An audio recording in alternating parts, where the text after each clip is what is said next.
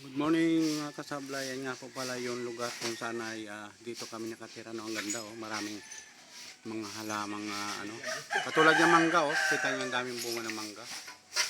Kaso nga lamang ay parang hindi na yata makukuha kasi sobrang taas ng puno niya. Yun oh, napakaliwalas tingnan kapag maraming ano puno. Hindi masyadong ano mainit sa paningin ba. Napakaraming ano puno dito. Ito ang kagandahan dito sa Antipolo, no? Kasi talagang makikita mo talagang ano, para nasa probinsya ka rin. Yung daming bunga niya, oh. Mangga, oh. Nakakasayang kasi sa mahal ng mga ano ngayon, kilo ng mangga. Tapos masasayang lang siya, oh. Yun, oh. Ang daming bunga niya, oh. Buhig pa naman siya, oh.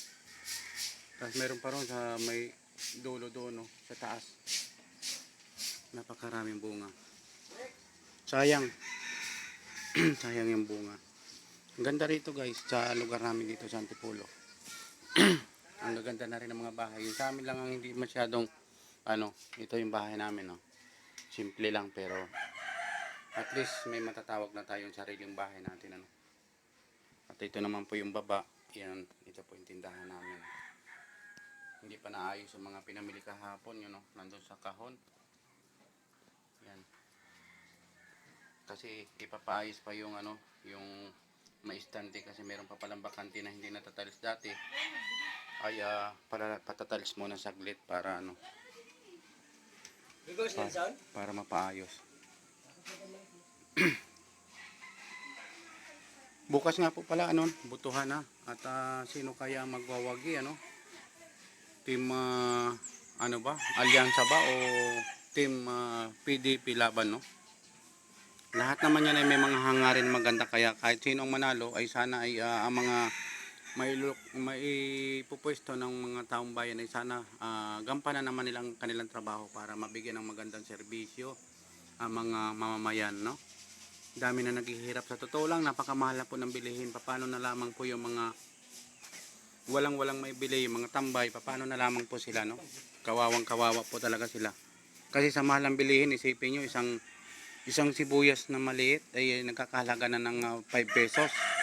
Napakaliit lang nun, ha. Tapos isang butil na bawang, ano na yun, 1 peso.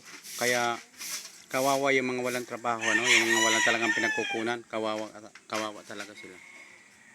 Mahirap maging mahirap sa totoo lang. Kasi kung wala kang ano, wala kang income, wala kang pambili, talagang mamamatay ka sa gutom. Kaya maswerte pa rin po tayo kahit papaano.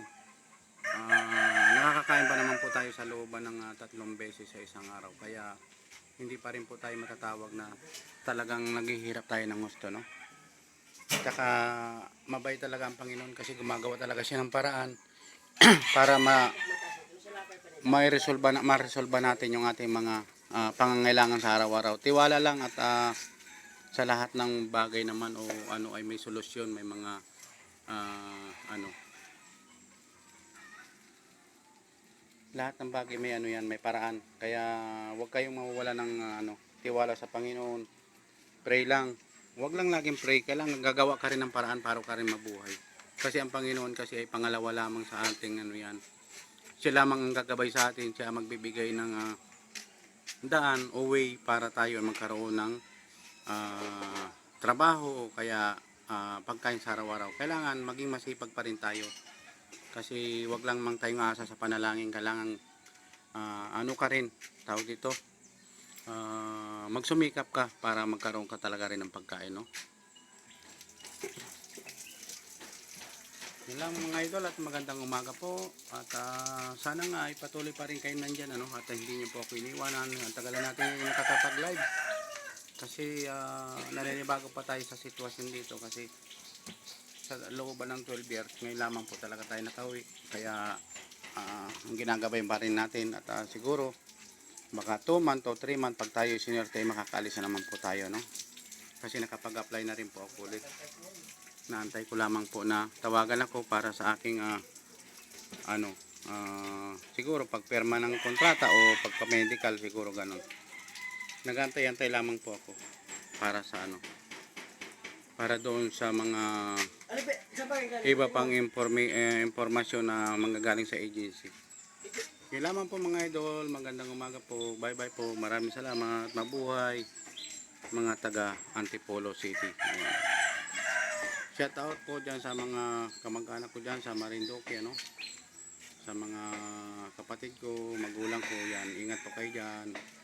Hindi pa ako makapasyal kasi alam niyo naman ang dahilan, di ba? Umuwi tayong wala at hindi natin nakuha ang mga benefits, kaya konting tiis-tiis lang muna at ako'y naghanap ulit ng trabaho para magkaroon ulit tayo ng income. Sarap ng tulog ng ano, pusa namin dito. Puyat siya, puyat.